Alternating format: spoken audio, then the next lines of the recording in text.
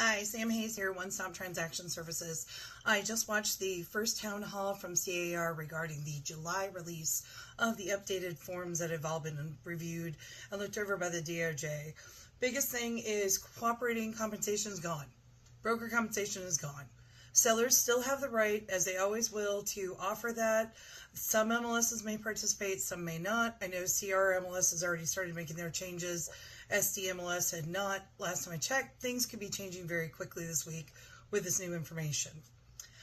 Great news, as we know, and I'm not surprised, I was actually expecting it, with everybody with Freddie and Fannie and VA have all come up with solutions to work with our system so that buyers' agents can be compensated by the buyers for those transactions. And right now, majority will not impact the credits they're allowed to request specifically on the VA.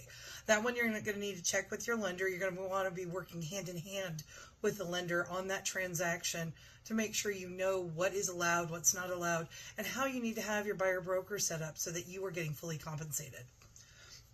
If you have any questions, and I will put this in post down below, CAR is asking that everything be sent to July 2024 forms at car.org. Big reminder, just because we're in the middle of dealing with the NAR settlement does not mean there aren't other lawsuits going on. We still have the other side on the buyer side transaction. So you've got it's Sitzer Burnett on the one, and then I am not remembering the buyer's agent side, but there's still a lawsuit in flux. In fact, that they've reopened RE/MAX, and the DOJ is watching everything we're doing, including conversations online. Please be very careful when you are communicating in group forums, be it on Facebook, Twitter, any of the socials, X, what I'm supposed to call it, whatever, Insta.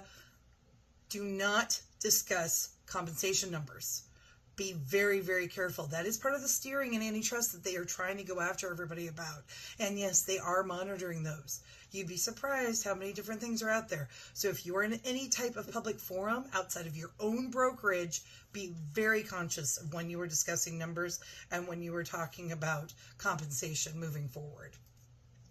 Written agreements are going to become a statewide requirement, not just an NAR settlement requirement. This is something that is currently under legislation. The goal is to have it passed. I believe they might make it after the summer session that it'll go into effect January 1.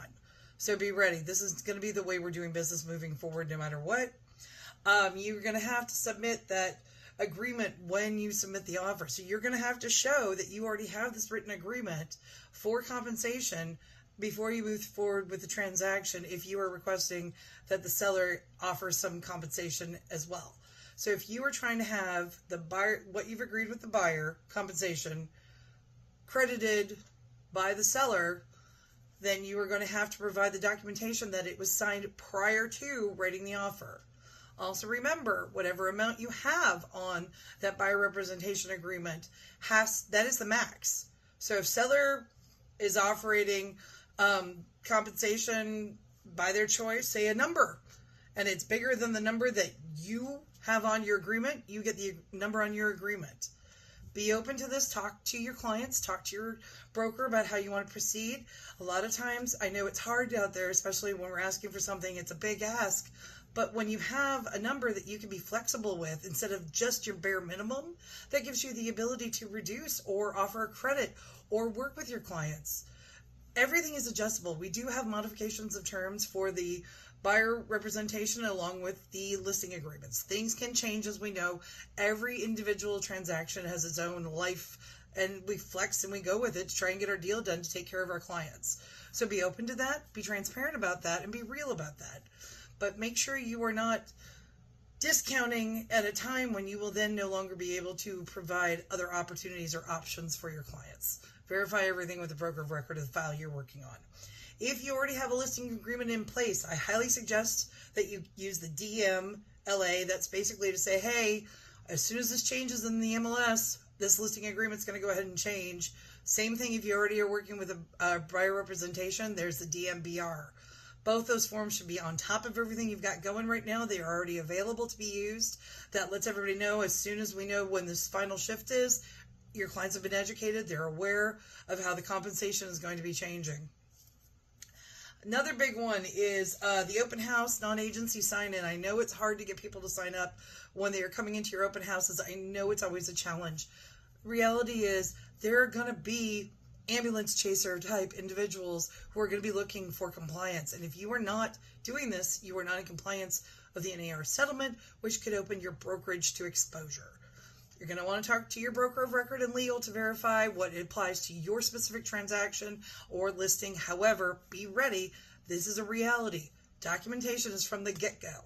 Benefits of that, though, honestly, is it's going to mitigate some of the looky-loos. It's going to mitigate some of the just traffic coming in to check out the house, which, good or bad, I understand. It's a switch in business models. It's a move towards professionalism and documentation. And honestly, let's be real. This is a legal transaction that we are involved in and helping with. And these are contracts. And we're going to have contracts in different portions every step of the way for the different individuals we're interacting with. Let's see. The bigger thing, also, the BRBC is now going to default to non-exclusive.